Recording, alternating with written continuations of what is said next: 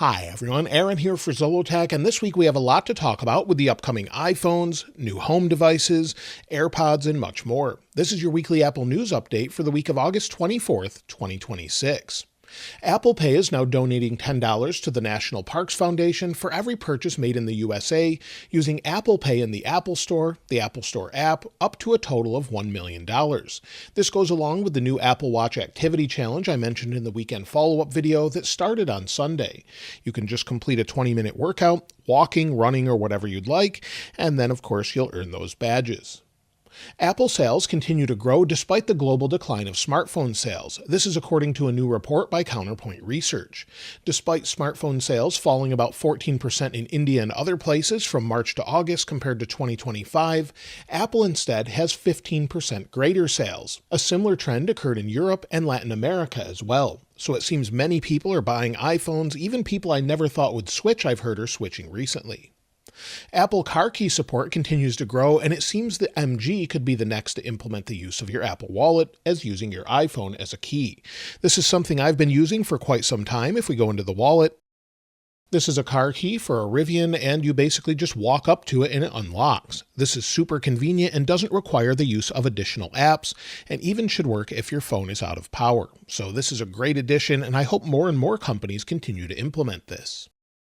Now, in case you didn't hear in the weekend follow-up video, Apple Pay or Tap to Pay is finally rolling out in Walmart as of August 24th.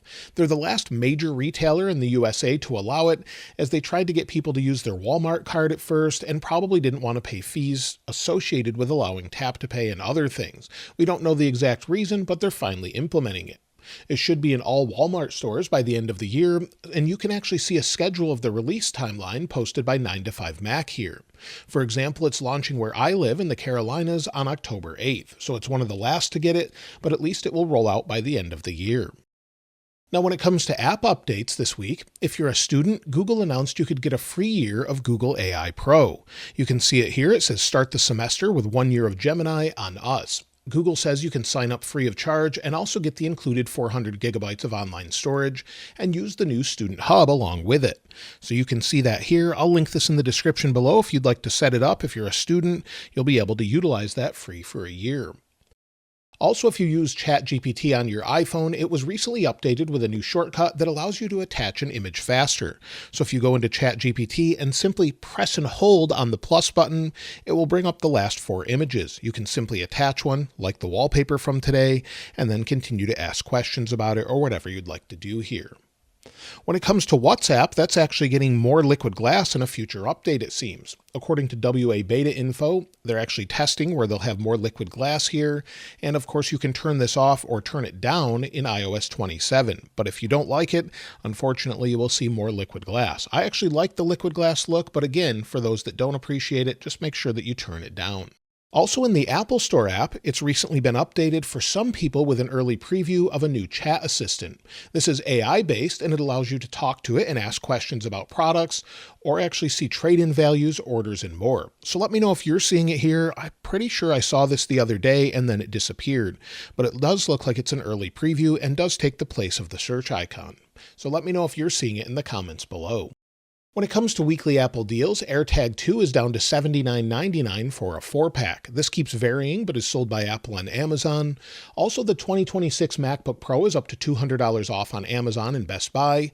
MacBook Air M5 is up to $150 off, and AirPods Pro 3 are down to $189.99. So definitely, if you've been wanting to pick these up, you could get those now, but we may see some new AirPods soon. When it comes to updates this week, we already had iOS 27 Beta 7, and we're waiting for the final release.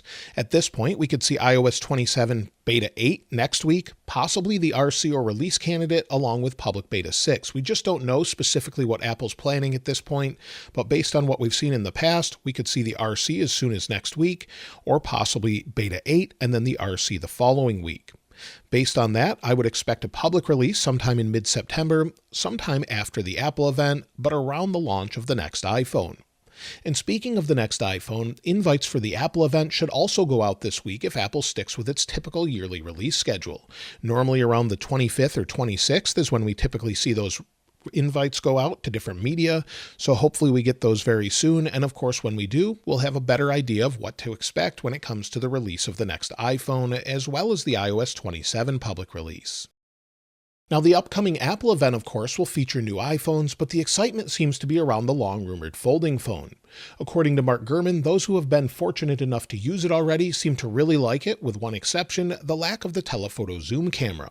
This is similar to what we saw in the recently released Z Fold 8 from Samsung, where we have just two cameras, a regular wide camera and an ultra wide, but no telephoto zoom lens. That's typically due to size constraints or design constraints, but we do expect a similar form factor to this phone, and of course, we're expecting no crease whatsoever if Apple can figure that out. But we expect them to show that off, and it should be similarly sized to what we have here. Many people really love this form factor, including myself, and I expect many would love the next phone as well. However, he has said that those that use the cameras on the next iPhone have said that it's great as a viewfinder here. I can attest to that with this Z Fold 8. It's a great viewfinder when you're using the camera with this large display, so definitely something I'm looking forward to. The folding phone is also said to have Touch ID, as it's expected to take the place of Face ID as there's not room for it, just like Samsung does, so we expect the same thing, as well as unfortunately a price probably starting around $2,000. We saw that again with the Z Fold 8, so we expect it with the iPhone as well. Of course, we expect some updates to the new Pro lineup, and the iPhone 18 Pro and 18 Pro Max are expected to be shown. The color options seem to be maybe a dark cherry option this year, space gray or black, silver, and maybe even a blue. And the back colors this time around seem like they may match the actual color of the frame a little bit better. So instead of having maybe a matte finish with sort of a glossy or maybe a shiny finish here like we do with the iPhone 17 Pro Max, it's expected to match a little bit better, but we'll have to wait and see if that's what Apple does. There's also been some leaks of case replicas on X that show tinted clear cases if those are actually real. However, I don't think they're real, but we do expect some new tech woven options as well as a clear case, and if we do have tinted clear cases that go along with the colors of the iPhone, that would definitely be something that's a little bit different and welcome. We unfortunately do expect the price to potentially increase by some, as Samsung and Google recently increased it by about $100 on their phones. So we could see a higher starting price with 256 gigs of storage, and of course that's just the way things go unfortunately this year. So probably maybe $12.49 to $13.99 to start. We don't have an exact price, but of course sometimes Apple surprises us and doesn't raise the price at all. Now, when it comes to the next iPhone, next year's iPhone is expected to be the 20th anniversary iPhone. According to Fixed Focus Digital on Weibo, the 20th anniversary iPhone expected next year will use similar components or styles to build the actual phone, similar to that of the iPhone Air, where it's curved around the outside edges, curving to a glass back and front, where the glass is more integrated into the overall design. So we definitely could see more roundness next year with the 20th anniversary phone, and that's something I've been excited for, as we haven't seen the round corners for a while, and iPhone 10 was the 10th anniversary phone, and everyone loved that design. With the iPhone 10, it was definitely something that was a standout compared to the other lineup with the iPhone 8 Plus that year, and I can't wait to see what Apple's working on sometime next year. But again, this could change. Apple continually changes things as they get closer and closer to the following year and then production. Now, AirPods had one of the biggest leaks in years with the long-rumored AirPods with cameras. Apple released macOS 26.7 RC last week and accidentally left a bunch of references to upcoming products, along with a video showing how AirPods with visual intelligence or cameras could be used. Now, as of last Friday, Mac Rumors forum member Mac Tracker found an additional hidden macOS framework called Accessory Sensor Manager. This manages data from the sensors, and it seems that it will allow the AirPods to capture paired color images, periodic image capture, without video, active and passive modes in varying resolutions, along with a passive environmental awareness, and then head tracking as well. So all of those things could be coming in future AirPods updates, but according to Mark Gurman, we don't expect those to release until 2027. So even though that leak happened, it seems they may not launch this year and could be pushed to next year.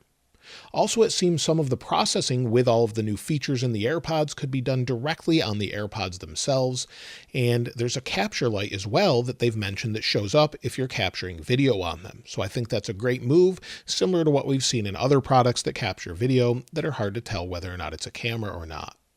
Also in the code, AirPods 5 were mentioned in the same leak and could be released soon or next year along with updated AirPods with cameras. We typically see those iterative updates every so often, so AirPods 5 wouldn't surprise me. But AirPods Pro in general are one of my favorite headphones in general. I use them on the airplane when I'm traveling, things like that, and they do a great job of noise cancellation. So it's one of those things that if they add cameras that add some functionality that is actually useful, would definitely be worth checking out. Also, it seems a recent retail listing leaked some new Beats headphones called the Beats 360. They're over-the-ear headphones and were found on the UK's Amazon website. The listing has since been removed, but the headphones have interchangeable cushions, active noise cancellation, and an IP rating for sweat and water resistance, as well as a few additional features as well. So having some updated Beats, they're supposedly able to fold just like typical Beats as well, so I can't wait to see what we have there and see if we get all the same features with iOS 27 with those as well. When it comes to the Apple Watch this year, while we don't expect major changes to the Apple Watch with the Apple Watch Ultra 4 or the Apple Watch Series 12, other than some significant processor improvements, we could finally see ceramic make a return as a premium material choice. In the past, we've had that as well, and according to Kosutami, Apple Watch Series 12 will bring that option back. I actually missed out on that. I've never had a ceramic Apple Watch, and it's something that I've wanted Apple to actually bring back so I could try it out. The bottom of the Apple Watch is currently using some ceramic as well, but this is titanium and definitely comfortable, but having ceramic as an alternative option would definitely be nice. Apple is finally expected to show off the long-rumored home devices, which would be similar to a HomePod, but with a display on it. This is something we've heard about for some time, but was delayed due to Siri AI, according to many of the leakers. And according to Mark Gurman this past weekend, he actually says that Apple is redoing some of the Apple stores to prepare for the upcoming release of the products. This would be in the HomePod section where you see HomePod and Apple TV and things like that now, and should feature a new Siri AI device. So that's something we're waiting to see. Whether or not they show it at the September event or wait until October, we don't really know, but it seems like that's coming very soon finally. Also found within the same code, MacRumors says that the Home Hub will have a widget gallery similar to iPhone, but for the home device. So again, we expect something like that, where it could recognize you as you walk up to it using something similar to Face ID. So I can't wait to see what that's about. Control your home with it, all your home devices. If Apple really pushes into this category, it's something I definitely welcome.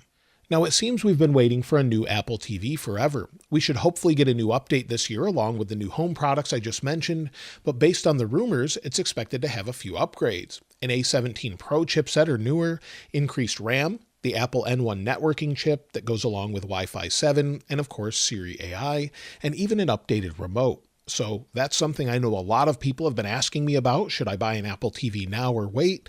And at this point, I'd probably wait to see what Apple has in store. Now, we also expect some updates soon to the Mac lineup. Now, of course, we expect that MacBook Ultra maybe later this year, and typically Apple waits to a further event, usually in October or November for those. Now, it's been a while since we had an iMac update, but Apple is preparing to update them with a new M6 chipset, according to Mark Gurman. We may not see it at the Apple event, as again, Macs are usually introduced in October and November, but we could see them around that time for a release later in the year. Along with the chipset update, we also expect some new colors, but Mark Gurman doesn't detail what those specific colors are. He just says that they're different. So that makes sense. Maybe we'll see different shades, maybe more colorful options, maybe more glossy options. We just don't know at this point. We could also see some updates to iPad, maybe an iPad mini with OLED display I've mentioned before that's been leaked by others, or possibly some updates to the base iPad. We're waiting for those updates, and maybe we'll see those by the end of the year, or they could push them to early next year where they typically release iPads. Now with Vision Pro, Apple apparently let go of around 60 employees last week, or a little bit before, who were part of the Vision project at Apple. It's long been rumored that the Vision Pro is no longer a focus, and the teams who worked on things such as the immersive video and Vision games teams have been let go, according to Mark Gurman at Bloomberg. This doesn't surprise me, as we've seen a very slow rollout of things such as the immersive video. It's great to watch if you've ever used one, but again, this is so expensive at this point, around $4,000, it's hard to think of this ever being mainstream. It's something I use almost every day to take notes, using it on a Mac display within the display itself, along with video, and it's great for that. But again, with its current price and sort of lack of push of some of that content, it looks like it may be on the back burner, but I would love to see more content for it soon. Also, according to leaker Kosutami, the Vision Pro was almost called the Reality Pro.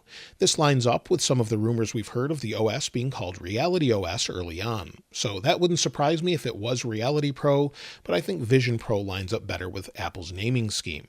So that's everything so far this week. I'm looking forward to see what Apple has with the next iPhones, what the iPhone Fold or iPhone Ultra or whatever Apple calls it actually looks like, what it's like to use. I can't wait to see what that's about, along with the upcoming iPhones. Let me know what you're looking most forward to in the comments below, and of course I'll link this wallpaper in the description like I normally do. If you haven't subscribed already though, please subscribe, and if you enjoyed the video, please give it a like. As always, thanks for watching. This is Aaron. I'll see you next time.